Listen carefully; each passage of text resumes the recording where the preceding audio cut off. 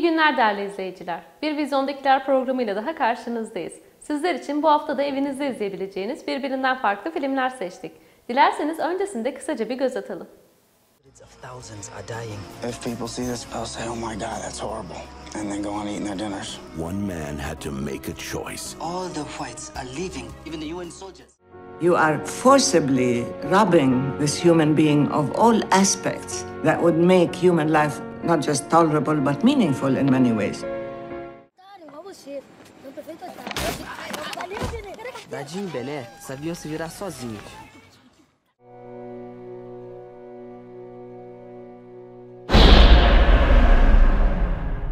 ...1994 Ruanda soykırımını konu alan ve 3 dalda Oscar'a aday gösterilen 2004 tarihli dram biyografik türündeki film Hotel Ruanda. Film, Ruanda'da 1994 yılında Hutu ve Tutsi etnik grupları arasında çıkan ve büyük sayıda Tutsi'nin yaşamını kaybetmesiyle sona eren şiddet olayları ve katliamı konu alır. Filmin senaryosu ise Ruanda katliamındaki gerçek olaylara dayanmaktadır.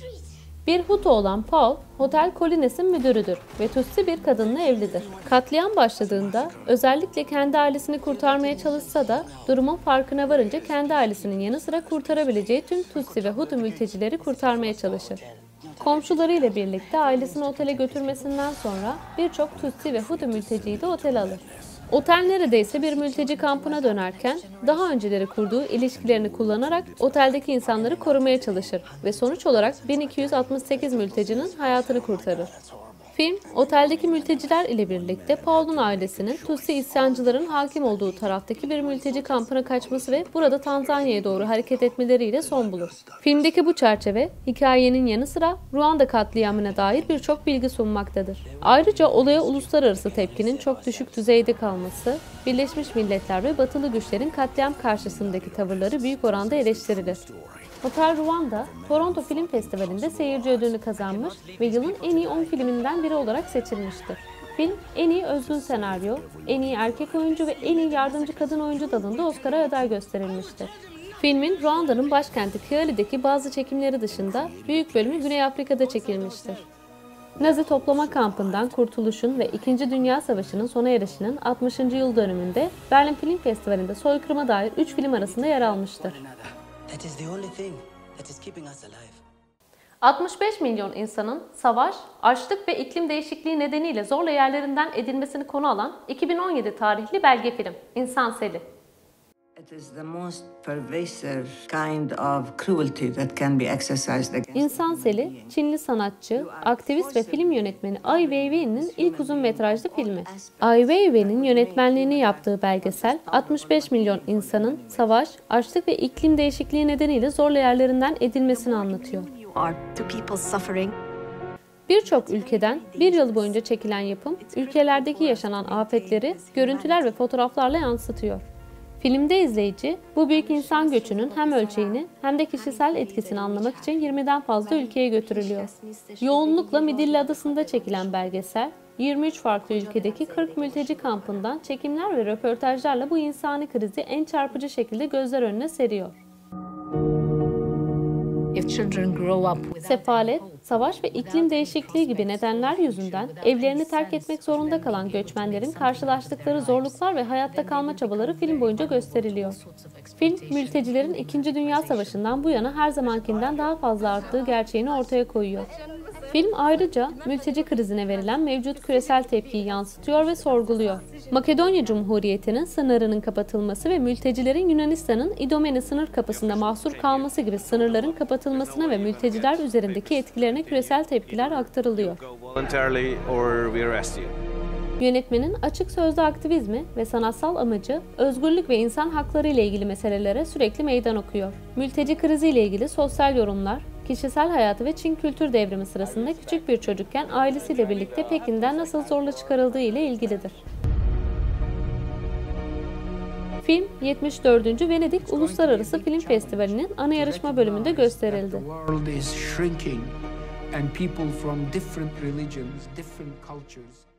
BAFTA ödülünün de aralarında bulunduğu 49 ödül kazanan 2002 Fransa-Brezilya ortak yapımı suç dramatik türündeki film Tanrı Kent. mesmo sabendo que o cabeleireiro não ia perdoar. Tanrı Kent, kent içindeki çirkin ve suç odağı gecekonduları sistematik bir şekilde kent dışına taşıma projesinin bir parçası olarak 1960'larda kente uzak bölgelerde Brezilya hükümeti eliyle kurulmuş gecekondu önleme yerleşkelerinin birinin belki de en ünlüsünün adıdır. Film adını buradan almıştır. Film oyuncularının birçoğu da bu mahallede büyümüşlerdir. Film tamamen amatör oyuncularla çekilmiştir. Tava na cara que eles iam se dar bem no crime. Film, iki mahalle çocuğunun seçtiği iki ayrı yolu takip eder. Rocket, suç dünyasında geçecek bir hayatın gerektirdiği zihniyetten ve fizikten yoksundur. Fotoğrafçı olma hayalleri kurar ve fotoğraf makinesi alacak parası yoktur. Öte yandan küçükse çocukluğundan beri tam bir suçlu özellikleri taşır. Acımasız, akıllı ve hırslıdır. Küçük yaşta gerçekleştirdiği bir genel ev soygunu sırasında öldürmenin tadını alır. Gün geçtikçe bu konudaki iştahı giderek artar. 70'lerde Z, sakin ve becerikli B'nin desteğiyle mahallenin uyuşturucu ticareti üzerindeki kontrolünü sağlamlaştırır. 80'lerin başlarında Tanrı Kent'i savaş sarar ve amansız gençlerden oluşan yeni bir kuşak çıkıp eskilerin yerini almaya çalışırken artık bir fotoğraf makinesine sahip olan Rocket, onu da bu bitmek tükenmek bilmez katliam döngüsünü belgelemede kullanır. Moskova'daki özel gösteri hariç tutulursa, ilk gösterimi Cannes Film Festivali'nde yapılan film, en iyi yönetmen, en iyi görüntü, en iyi senaryo ve en iyi kurgu dallarında Oscar'a aday gösterildi. Film, 2003'te 22. Uluslararası İstanbul Film Festivali'nde gösterildi. Guarda minha mão, porra. Aí, dá uma cerveja aí, meu. Tá ficando maluco, negão? Tá me vendo aqui não? 2007'de en iyi film dalında Alman ödülüne layık görülen Patrick Saski'nin aynı adlı romanından uyarlanan film. Koku, bir katilin hikayesi.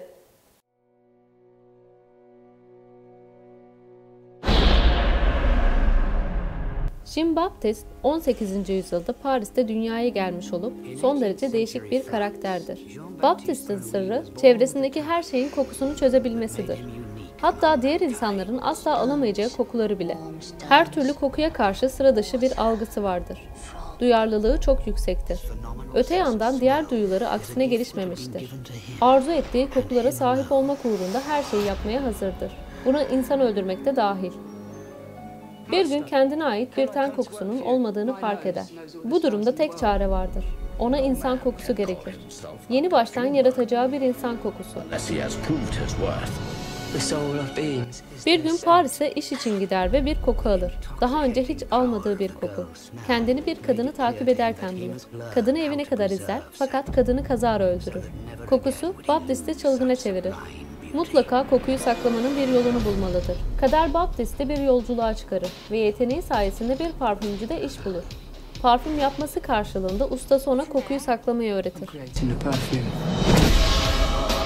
Each perfume contains 3 chords, 12 notes in all. There's a murderer out there! One can only create a truly original perfume by adding one. Bu hafta sizler için seçtiğimiz filmler bunlardı. Umarım izlerken keyif alırsınız. Hoşça kalın.